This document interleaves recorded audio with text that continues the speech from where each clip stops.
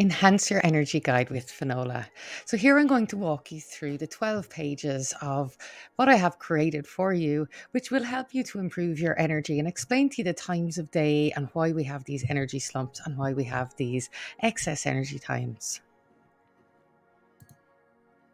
So, to get started, are you finding it hard to get to sleep? Are you waking tired? Are you yawning throughout your afternoon? Are you finding it easy to sleep on the couch? And you want to do more, but you're dragging yourself around the place. So this is very common. And this is what a lot of people say to me is they are having issues with sleeping, but they're also having issues throughout the day. And they really feel like they're dragging themselves around. Just to do small and regular tasks is becoming more laborious for them. And the thoughts of doing anything extra is just nearly wiping out the circuits already. So, yeah, a lot of people are struggling with their energy. And this is some of the signs because you may not realize, you just kind of think, oh, life's getting harder. But actually, no, it's you're getting more tired. Whereas there may have been a time as a youngster where you felt like you were surfing on top of the water, whereas now you feel like you're in the water and it's up quite high. So, this is all signs that your energy is just too low. So here we go straight into some suggestions of how you can help yourself to feel a little bit better in your day. So a good start sparks the path to lasting wellness. Although getting out of the bed may be a massive struggle, and for many it truly is, allowing yourself a little extra time in the morning keeps the adrenals calm and offers a little more peace in your day. So, what I'm saying here is rather than pressing the alarm clock 8 times and then sort of rushing and knocking off coffee and getting into work, so I know stressed or whatever, is to just get up a little bit earlier, even though that seems harder. But it's the time of the day that's the most peaceful. And if you could have a little more gentler, softer time with yourself, you're not stressing out your adrenals, which is probably making you tired later in the afternoon. Having protein at breakfast helps energy production. So it's a really good time of day for you to have protein. Also, the acids in the tummy are higher, but you can burn those and get used, and they get broken down into amino acids, which we need for repair and regeneration. Squeeze lemon in water stimulates the metabolism. Now, this suits some people, doesn't suit others. It depends on the acids in the tummy. But if you find that it does help, some people do feel it really does stimulate the metabolism. Lemon tends to alkalize once it goes into the tummy. Having a brisk walk or 10 minutes of cardio or on a rebounder will encourage your body systems to open up the blood flow. So yeah, if you can get that in the morning, it's not again, it's not possible for everyone, but some people have rebounders at home where you jump up and down like a trampoline, or do some kind of aerobic exercise, something to make the body sweat. And this is particularly good if you have a long work day and you're driving in the car and that kind of stuff, is to get the heart and the blood flowing quite early in the morning. A little drop of cayenne pepper also gets the heart going too, or should I say it's a vasodilator, so it gets the oxygen going. Yeah, so starting your day on the right footing, seeing how it is for you. Is it to have a longer breakfast and to be in a more relaxed state? Or do you feel you need more adrenaline and you want to work out a little bit before you go into work? And this will boost up energy for the rest of your day.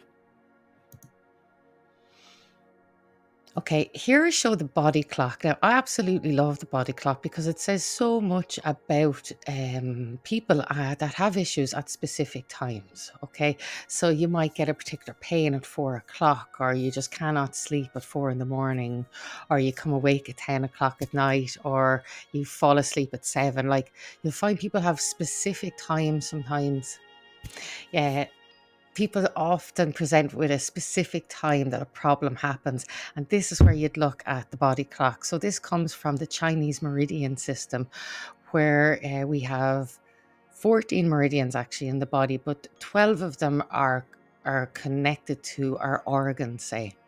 And yeah, and the body flushes itself out, so it has highs and lows where it's cleaning itself out, or it's at other times it's relaxing. So yeah, it gives a good indicator. So 3 o'clock slump is a common one. People, especially in offices, people working in offices always say they get this 3 o'clock slump. They need a Mars bar and a Luke say it's something to get going. What's after happening there is Your stomach acids are coming down lower. You're after having your lunch, and the body is now going into a lung time. And because you work in an office as well, the oxygen is a little bit lower. It's just you've got a lot of static electricity and whatnot, and people become tired. In a warm country, by the time of day, you'd be having a siesta. So they totally embrace that time of the day. So it is an energy slump time of the day.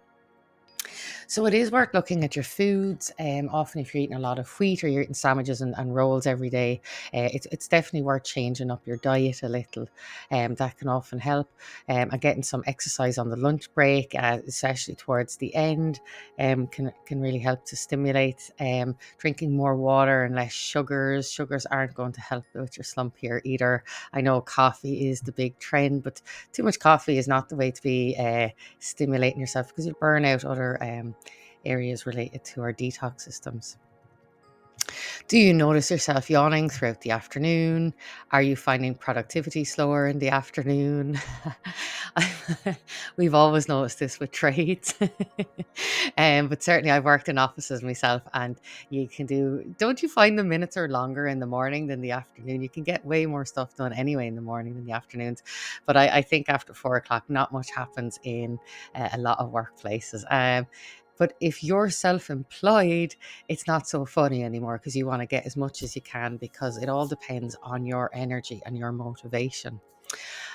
So there's different ways to do that. Like, you could also, if you are self-employed, take a longer lunch, have like, like they do in the older days, where you'd have your dinner in the middle of the day. It's a good time to have your bigger meal anyway. Now, if you're very low in energy, you don't want to be having big meals. Actually, it'd be better to have two smaller meals, you know, um, rather than trying to get it all in there. But so if you're looking for energy because you have a very busy lifestyle and you want to be working out more and doing more, then and you're self-employed, you could take a longer lunch in the day. But then, of course, self-employed people are always working much later than in the night. So what are we doing then? Are we sort of, let's say, burning the wick on both ends? So you got to get that balance right. Yeah, so for energy, they're saying about the lung energy, it's just to realize what's happening. The body is trying to digest, and there's less oxygen there, so, and the lungs are kind of clearing themselves out. So you can consider what foods you're eating, and also consider drinking a lot more water at that point of the day also. Okay. So I'm just mentioning doing cardio, high intensity training, biking, aerobic exercises, stuff that makes you sweat and out of breath, improves your lung capacity, and lessens that 3 o'clock slump. Yeah, so 10 minutes anaerobic exercises 3 times a week is usually enough. So if you can if you can challenge your lung space more, and to allow yourself to go out of breath and to take deeper, bigger breaths, you expand your lung capacity and you're less inclined to be so slumped on that time of the day. Okay, tired all day, the brain switches on at 10 o'clock at night. So this is usually someone who's in a chronic kind of condition, and the adrenals are actually very, very tired. Are you dragging yourself through the day and come alert at bedtime? So very common with adrenal fatigue is the person's brain switches on at 10 o'clock, because that's the time that the adrenals are becoming more active on our meridian clock. The adrenals, when they're very tired, can take energy from the thyroid as well. So a lot of thyroid issues are related to adrenal stress. Adrenal stress can be for a lot of reasons, and humans are very sensitive and don't realize it. We can be very sensitive to like geopathic stress, energies in the earth. The people around us, specifically, more than anything, probably all stresses are related to relationships, and the human's inability to have any kind of emotional maturity to speak on these things. It seems to be part of our conditioning. So, yeah, so back rescue remedy is really, really helpful, as is putting some lavender on the pillow. It's being aware that the body goes hyper at that time of the night. So having baths, not being overstimulated by smart devices and TVs. You want to be winding down for a couple of hours before that. And sometimes wearing magnets can also help, and taking them off then at that time. But also trying your best not to burn out your adrenals during the day. Sometimes taking a wide range of amino acids can also help with that, which you can get in hemp proteins, which is really good. Epsom salt baths, calming music, and definitely lessening blue screen. Yeah, if your adrenals are on heightened alert, you'd want to be turning off your blue screens around 8 o'clock and not have that, because that's actually stressing the body out. And then you find it really hard to get to sleep. And then we go on this roller coaster of not getting out of bed in the morning, dragging ourselves around all day, and then coming alert at night. And definitely want to break that routine. If you found yourself caught in that rhythm, like if you're not working at that and you're awake all night and you're sleeping through the day and you do want to change that, um, the way to do it is just not go to bed one of the days and stay awake. It's really torturous, but you'll get yourself back in the rhythm by that night. Because like when you're sick a long time, that can happen. It gets later and later and later, and then you're not going to bed till 4 and 5 in the morning, and find yourself just super tired and all day. So yeah, do get yourself into a kind of healthier rhythm and healthier pattern. Yeah, this next technique is just such a wonderfully powerful and simple technique. It's something people do automatically, say if you're, I'm going to say, in a car crash or something dramatic, or you're watching something that happens in front of you, someone automatically puts their hand in their head like, oh my god. That's why Donna Eden, who's energy medicine, calls them the oh my god points. Or you can also put the hand on the back of the head there if you're helping somebody else, but helping yourself more importantly. So what happens when we're stressed is the blood leaves the frontal lobe and comes down to like the heart, so you can run or fight. But and it happens every time you stress, or anytime you think of something in the past, it happens also. So if you put your hand on the head, it stops the blood from moving from the frontal lobe, which stops the adrenal trigger. So it means you can think about something that's stressful, but it doesn't stress you out, and then it stops triggering you. So you can put your hand there for like a minute, 2 minutes. It doesn't even take that a lot of the time. And just take a few deep breaths. So perhaps you have an exam coming up, or there's something going on in your life, or there's people, or just something that is, you feel it's affecting your breathing. Taking a few deep breaths, concentrating on the problem, but keeping the hand here, and you'll feel slowly but surely the muscles relax, the body relaxes. And then every time you think of that problem, the body will anchor that. It won't go into stress. So when you're not in stress thinking about a situation, you're in a much better foundation to deal with it. Okay, and then we're on to bedtime. Do you toss and turn around for ages at night to get to sleep? Oops. Okay, so are you tossing and turning at nighttime? Do you find yourself falling asleep quickly but wake up several times throughout the night? Are you waking in the morning like you're just ready for bed, pressing snooze about 5 times? So it can be several reasons why people find it hard to get to sleep. Probably the most common one is actually a lack of calcium. If someone's deficient in calcium, they find it hard to sleep anyway. If you're lying on a geopathic stress line, I was mentioning, these are water lines on the earth. You definitely toss and turn. Kids can't sleep on them. They drive their parents crazy, and they end up hopping into bed with the parents and all. And this is because of the picking up this energy. Horses as well just won't sleep on them. Same with cows. So the animals definitely pick on them. So do we. We're not educated. We don't know about them.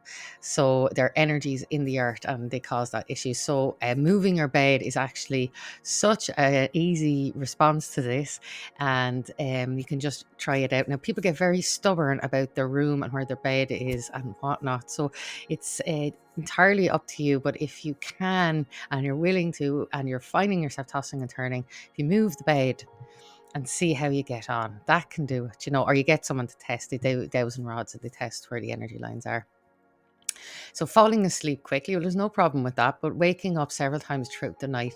Now, people might say, oh, I have to pee several times throughout the night, which is okay. And, well, actually, it's not okay. We shouldn't be peeing throughout the night at all. So then there's something triggering us to wake up. Now, that can be the adrenals, it can be the kidneys, it can be the bladder. But again, it's not the time of night for them to be working.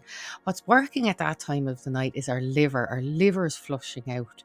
So it's probably that it's toxins going out into the body that the body's trying to get rid of. And that can also be little parasites. I think I've mentioned it here. It's the most common reason people wake up throughout the night is the liver's flushing out, and there's these teeny tiny little moving parts that need to be removed. It's not spoke of in Western culture whatsoever, yet it is basically would have been 50 years ago and before that. So certainly worth mentioning, because there's a couple of herbs mentioned here, and black walnut in particular, which you could take a few drops at night for over a month. And then people find that they are not waking throughout the night, or sometimes maybe just once throughout the night, which would be a massive improvement. So sometimes as the older a person gets, that they can wake at night. Once is okay. Anything more than that, though, we want to see if we can get a remedy for. And are you waking in the morning just like you're ready for bed? Now, I find this more common with people who have, say, a gluten intolerance, dairy intolerance, some kind of food issue, and the gut is very inflamed, and therefore it's trying to heal itself throughout the night, and this takes energy, and the person's waking up feeling really tired in the morning. So in that case, if you are like that, again, it can be many reasons. It can be that the liver is just has a lot of loading in there, and we want to clean the liver out. It can be that the foods aren't working for us, and oftentimes the liver and the foods then come together. And it could be that you're on geopathic stress lines. Okay, and then possibly there's other stresses bothering people as well. In that case, I suggest you can put a big crystal underneath the bed, which is really helpful. Certainly using the Bach flower remedies, using the lavender, or perhaps looking at things that are happening in your own life and seeing, are you willing to. So what happens is most people know if there's things not working in their life, but they actually just, it's not that they don't want to do it and they feel that they're trapped and can't do anything about it. So in that case, it's having another perspective, or expanding ourselves into a doorway that we didn't know was sort of there. And that sometimes involves joining a group or getting involved in something kind of creative that we can get that inspiration to come to us. Are you pressing snooze 5 times? Yeah, we all want more sleep. So, are you getting to bed on time? Are you turning off your smart screens like early enough? I mean, the truth is no. Like most people are going to bed and watching things, and you're in these frequencies all the time. And we haven't even gone into routers and all that stuff. But it'd be ideal to have your smartphone at least a meter away from you. If you could turn off your router at night time, to give yourself every possibility to heal. We heal at night time. So to give ourselves the best possibility to heal so that we're repaired and ready for the next day. Okay. Some supplements. Number one supplement for energy every time is magnesium. You get magnesium 365 in the health store. It's a magnesium oxide. It's very kind of cheap, cheerful, works, and people feel really good for it, and it really helps them to sleep very well. So magnesium turns your carbohydrates into usable calories. For a lot of people, there's something called a Krebs cycle, which is broken down. It can be broken down by infections. Iodine would be the second one I have here. You can get that from sea kelp, and it's really important that we have iodine. Our hormone system needs it. Our thyroid, pituitary, pineal gland. So if you want third eye vision, you want to have good iodine. Iodine's an antiseptic and it cleans the body. So many years ago, if you had a cut, you'd go to the chemist and you get iodine. And it is now, I'd only used it. I was out in India a few years ago, and I got a cut, and I used the iodine. And honestly, it's such a clever ointment, because it's sending such good energy in through the whole of the system as well. So it's not going to allow any bacteria or fungal infection in. So it's a really great wound clearer is iodine. Very important. It's lacking probably in our diet, so often need to supplement iodine. And if you get the ones from the veterinary ones, you can rub it onto your feet. So it comes in it's perfectly fine. It all comes from seaweed, and you rub it onto the feet if you get it in a liquid. So they give it for the animals, and it's super healing. B complex, yeah, the digestion system needs it, the brain needs it. It's without this very specific, if you don't have the right B vitamins, lots of things can go wrong inside of the body. And it could be just a B3, it could be just a B1. But if you take the full complex and you get a good quality one, I'd recommend a good quality one in a B complex, because the cheaper ones skimp out on B6 because it's expensive. And you need, it's called pyridoxal 5 phosphate. If you can get a company that sells that with it, you're onto a good thing. Your liver and your digestive system needs your B complex. Yep, and juicing. I just think juicing is one of the best things ever for your body. If you want to heal your body, it's not so much fruit, it's more vegetables with some fruit. You could be about 80% to 20%.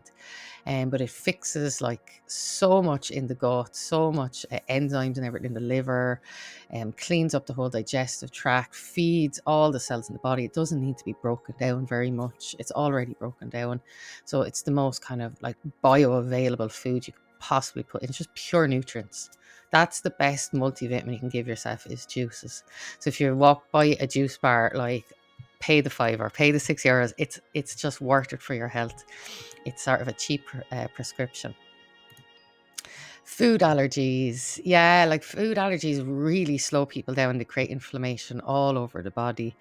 The current wheat grain is not great. It's not good. It doesn't, I don't find it suits anyone. You don't want much wheat, because the grain is just not a good enough grain. There are other grains which are better. They're just not available on our common market. So less is more. Be more about the filling, like, yeah, or just less bread. I mean, that's probably it, isn't it? Just less white bread. Just going to slow you down. It takes more energy to break it down than you get from it. Therefore, it's taking energy away. Cow's milk is the second most problematic food, mostly down to quantity. It's down to how much we are ingesting. It's in Ireland, it's common to have dairy products there every single meal. So it builds up a lot of mucus, and then the mucus is lungs, large intestine, that gets infected, and the person has all sorts of bowel issues and whatnot. That's over long periods of time. We lose our lacteals at 5 years of age. We're not even able to digest much. Now, in some ways, the protein's good, but an awful lot of people with osteoporosis actually have a milk problem. So it's the second biggest food issue we have, especially in Ireland, which are mostly O blood groups, O positive blood groups. And the deadly nightshade family. Now, this is one that surprises people, and it's more specific to people who are tall. So, like Scandinavian kind of taller, broader people. Solanine. Solanine is found in potatoes, it's found in tomatoes, it's found in peppers, aubergines, and mushrooms. I think it's a couple other ones. It's called the deadly nightshade family, and it's actually the name of a poison as well, because solanine is a poison, like a legitimate poison, and it's in these foods. So if you're very tall and you're eating potatoes every day, you might find that's what's slowing you down. And tomatoes are very acidic anyway. If you have acidic problems, they're just not good. But they've got seeds in the center of tomatoes as well. So seeds bring another problem with it. I think I've mentioned it in number 4. Peppers cause inflammation. So yeah, if you are taller person, it just affects taller people more. But on every level, who wants to be eating deadly nightshade family? So you don't need your spuds every day, or swapping around with sweet potatoes, or various types of different carbohydrates. Okay. Nuts and seeds, lectins, they're highly inflammatory and drive up autoimmune. I only learned this quite recently, that the sunflower, for example, when it releases the seeds, it puts lectins over it to stop the little bugs eating it. So when it falls on the ground, it's a chance of growing. So basically, like even seeds, when I really think about it, should we really be eating seeds, given that the nature of the seed is a blueprint for an entire plant? You maybe don't want to be putting it. It's just a consideration, but nuts and seeds particularly have lectins on them. So if you are trying to lose weight, so you have a lot of fluid on the body, or you're having a lot of inflammation on the joints and things like that, and you might be eating really healthily, but it could be that the nuts and the seeds is an issue. And there was one particular biochemist who I'd met her, and she'd lost 2 stone, and she ate so healthily. Like, she really was an example of healthy living and eating, and she had but couldn't lose the fluid, the weight. And it wasn't until she realized she'd been putting nuts and seeds on her breakfast, amazing, like really like nutritious breakfast. And when she stopped doing that, the weight actually just left her body. It was all inflammatory. So that's when I realized lectins. And when I saw other people then who had like rheumatoid arthritis and things go off lectins, and they got a huge break from the pain. It was like, wow, there is something in this. And the fifth is sugars and rancid fats, which is a big chunk. What do I say? 80% of health issues, probably 80% of what people eat. Sugar in the 1800s, some companies discovered that it's highly addictive, and they put it in everything. So every food has it, and rancid fats. It is like, even oat milk is made with rancid fats.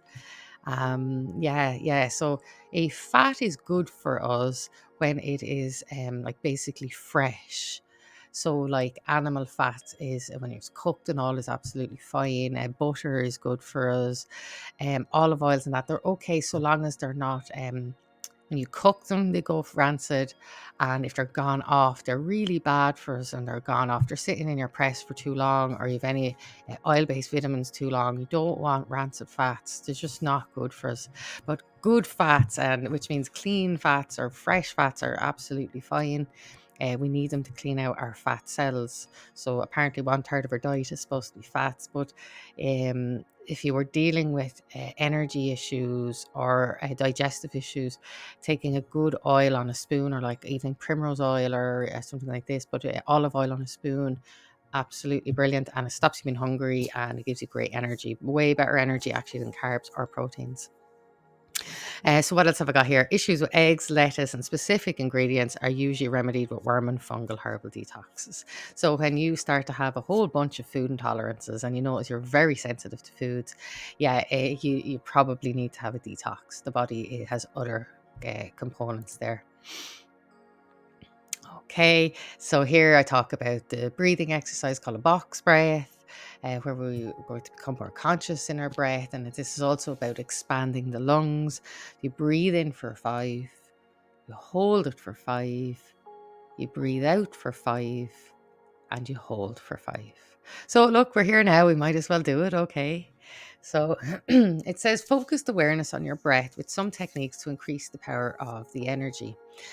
Breath is pranic energy, and we can power our entire system on our pranic energy. So the breath is not actually the same as the prana, it stimulates the prana. And the prana is what runs on all our meridians and powers up all the cells in our body. Okay, so feeling the movement entering your nasal passageways. All right, so I'll walk you through it. So if you could take a comfortable seat, lengthen your spine, slightly elongating the back of your neck. You might put one hand onto your chest and one hand onto your belly.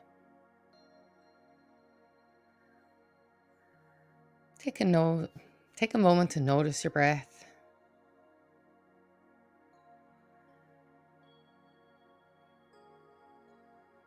That's it. Now in a moment, we're going to breathe in for 5. We're going to hold our breath for 5. Then we're going to slowly release the air out through our nose for 5. And then we're going to pause with the breath out for 5. So when you're ready, breathe in for 1, 2, 3, 4, 5. Hold for 1, 2, 3, 4, 5. Hold out for 1, 2, 3, 4, 5. Breathe in for 1, 2, 3, 4, 5. And just relax there for a moment. So holding the Holding the breath out on an exhale can be very new for people, and maybe you only got to one or two there, because there is this feeling that you're going to die for a moment. Don't worry, you are not going to die. You are going to be okay. It's how we're talking to our nervous system now. We're allowing our body to be challenged, but to know that you are also okay. So let's do that one more time. So find yourself a comfortable seat. Let the muscles of your shoulders and your jaw and your neck relax. When you're ready, breathe in for 1, 2, 3, 4, 5. Hold for 1, 2, 3, 4, 5. Hold out for 1, 2, 3, 4, 5. Breathe in for 1, 2, 3, 4, and 5. And relax. See, it's not as easy as you think to breathe, but focus breathing and concentrating on our breath. And this particular technique is specific for expanding into the lungs, and it can cause a very deep meditative state when you keep going on a few cycles. So if you can do 3 cycles of that, you'll find it very rewarding and stimulating. You'll notice an energy shift in your own body. Great. And let's see what we have here. Okay, and yeah, so this just gives you a couple of examples of some very nice yoga. Let me see, there's 5 yoga exercises there. The first one is opening up the hip area. It's called the butterfly, where we hold a lot of tension in the hip. So you can hold these poses for up to 5 minutes. These are yin poses. They're not so much an exercise as much as they are for opening the energy pathways in the body. So the butterfly is a very beneficial one. If you're watching TV or something, you can just do it for a few minutes. It can get very achy, but it's a nice feeling, and you just allow gravity to help you. Also, you can pack some pillows in underneath your knees so that you're not hurting your knees. It's not about that. It's more about allowing the hips to just be open. So we sit a lot of the time, or we're walking a lot of the time, and our hips, which are a ball and socket joint, don't really get the full mobility. So this also allows the hips to have better movement. In the second image there, you'll see the girl with her arm up over her head. I chose this one because an enormous amount of energy gets stuck in underneath the arms here. And we have a lot of meridians there, and it's a place that we tuck in emotions and feelings, and we hide them in underneath our oxters. And we want to free those. A lot of our stuck energy is stuck emotions and feelings that are just tucked away there and not really dealt with. So we lift up and we take those nice big deep breaths.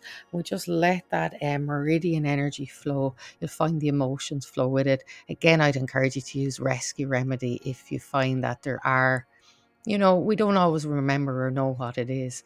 But when you're doing these exercises and you use the back remedies, it opens up those muscles and connective tissues more. The third image is called bridge pose. Bridge pose is like really stimulating for the brain. It's really great for the heart, but it's very strengthening also for the lower back and for the tummy muscles. So long as you really engage your lower tummy muscles whilst doing it, it gives you a slightly different perspective on the world. It's called an inversion. So it means the hips are higher up than the heart.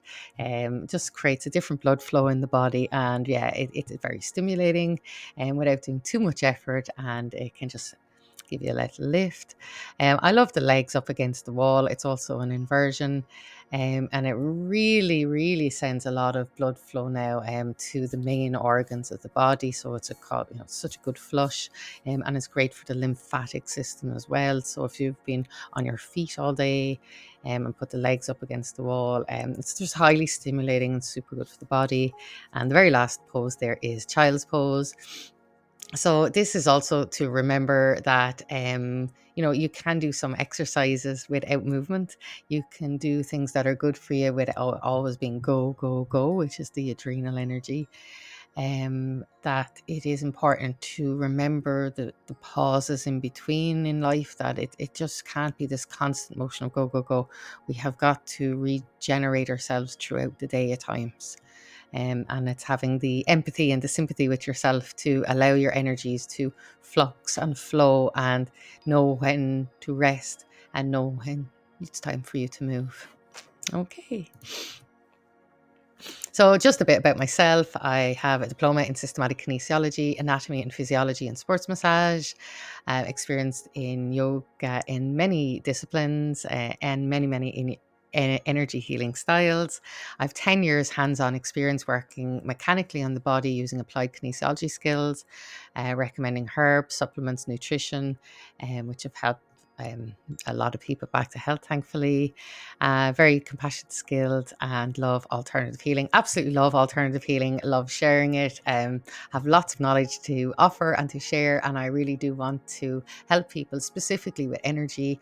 From what I'm seeing right now, I see energy being an issue in pretty much every single person. Almost everyone I meet has some unwellness of some type. So if we can get people's energy lifted up, we can get people's spirits lifted up and have a much happier society. So, yes, hopefully this helps you. I really think it ought to help you. The body clock is very interesting, and a few basic herbs and supplements which ought to get you going and feeling good. So, I wish you all a fantastic 2024. I hope that your energy and your spirits lift up and that you have the most amazing summer and rest of the year. Thank you so much. And lastly, are you interested to know more about improving your energy? You can contact Finola directly at phenologyworld.com. I'm also available on Instagram, on YouTube, where I have presented quite a few videos already and will likely be presenting many more specifically relating to improving your energy and helping everyone feel great. So if you do want to contact me, this is the way to get in touch. And I wish you all the most wonderful, wonderful life experience.